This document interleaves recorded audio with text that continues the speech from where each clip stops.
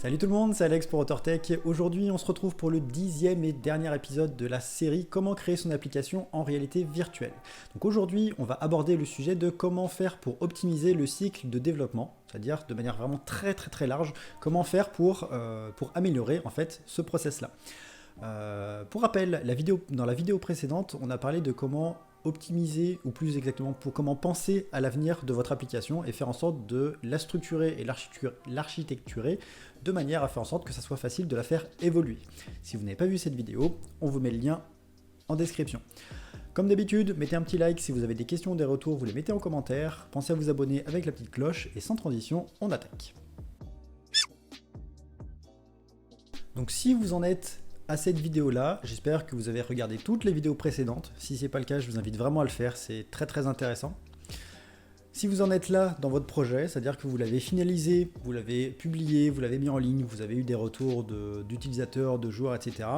Vous avez déjà parcouru énormément de chemin. Et vous pouvez déjà vous dire que vous pouvez être fier du chemin que vous avez parcouru parce que mine de rien, développer une application, la débugger et la mettre en ligne ou en production, comme on dit, eh ben c'est déjà un gros challenge. Donc si vous en êtes là, félicitations.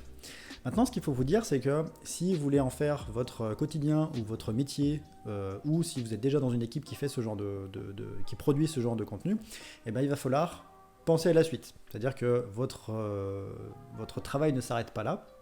Il va falloir penser au projet suivant. Mais avant de vous jeter à pieds joints dans le projet suivant, il va falloir commencer à vous poser quelques questions sur le projet qui vient de se réaliser. Et ce qui est bien, c'est de prendre le temps de se dire, qu'est-ce qui s'est passé sur mon projet? Qu'est-ce qui s'est bien passé? Qu'est-ce qui s'est mal passé?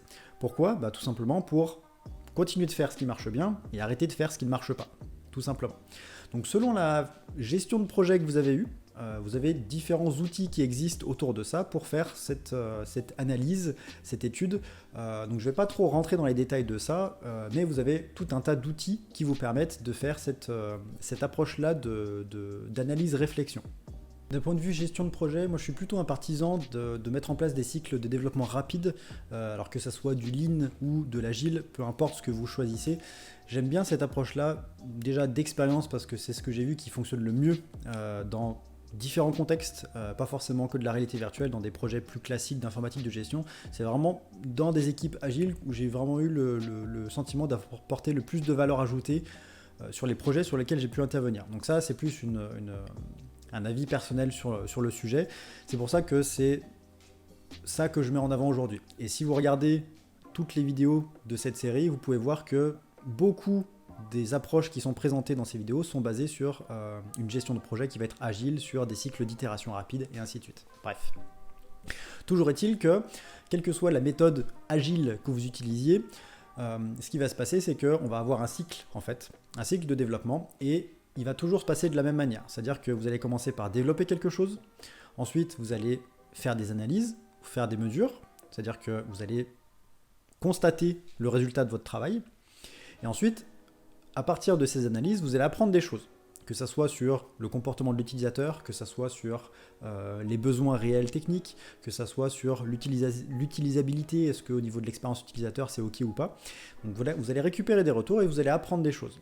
Et ensuite, la quatrième et dernière étape, ça va être de vous dire, on a appris des choses, on va les appliquer.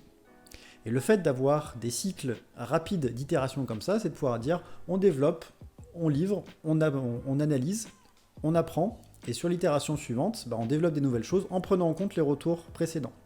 Et du coup, si vous partez sur des itérations qui ont un cycle très court, par exemple 2 semaines ou même 3 semaines, et en fait, si je prends, imaginez un projet sur 1 an, 2 semaines, une itération de 2 semaines, ça veut dire que vous pouvez faire beaucoup d'itérations sur une année.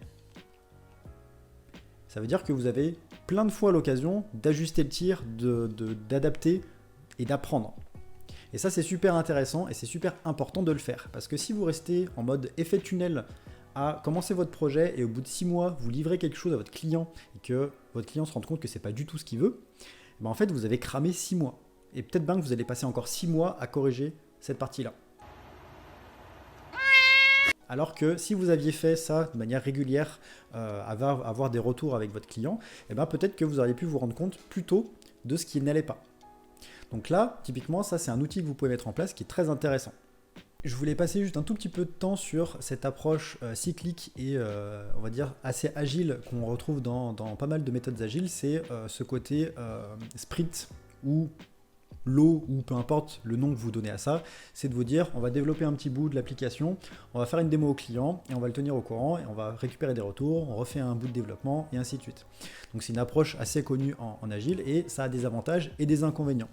Le premier avantage, c'est que vous n'avez zéro effet tunnel. C'est-à-dire que sur un cycle de 2 semaines, au pire, si vous êtes gouré et que vous avez mal compris le besoin du client parce qu'il l'a mal exprimé, parce que vous l'avez mal compris, parce qu'il y a des termes qui n'ont pas le même sens pour vous et votre client, eh ben, vous n'aurez pas grillé du gaz trop longtemps. Ça aura pris que 2 semaines, vous allez faire la démo. Pendant la démo, le client va vous dire « mais c'est pas tout à fait ça que je voulais », il va vous le réexpliquer, vous allez rééchanger et vous allez pouvoir clarifier le besoin et potentiellement remettre le cap dans la bonne direction. Ce qui fait que vous n'allez pas avoir l'effet tunnel. L'autre avantage, c'est qu'il est tenu au courant assez rapidement. Donc il va pouvoir savoir ce qui se passe. Et ça, pour un client, c'est super confortable. Vous n'avez pas idée de l'angoisse que peut avoir un client de se dire bah, je vais filer un billet à un prestataire, j'ai aucune idée de ce que je vais avoir en retour. Et là, pour le coup, vous allez pouvoir le rassurer énormément en lui donnant régulièrement des updates, en lui faisant régulièrement des démos, donc il va pouvoir voir la progression du projet et potentiellement pouvoir lui de se dire ah bah par rapport à ce que j'imaginais au départ, en fait ça correspond pas tellement, par contre ce que vous avez fait là ça me plaît bien, on va plutôt partir dans cette direction. Ce qui fait qu'au final, de manière générale, vous pouvez arriver à avoir un niveau de satisfaction client qui est beaucoup plus élevé que ce que vous pourriez avoir avec une technique un petit peu plus classique. Alors cette technique a l'air toute belle, tout rose, avec des licornes et des arcs-en-ciel de partout, elle a quand même des inconvénients. Alors certains diraient que c'est pas vraiment un inconvénient, ça va plutôt dépendre de vous.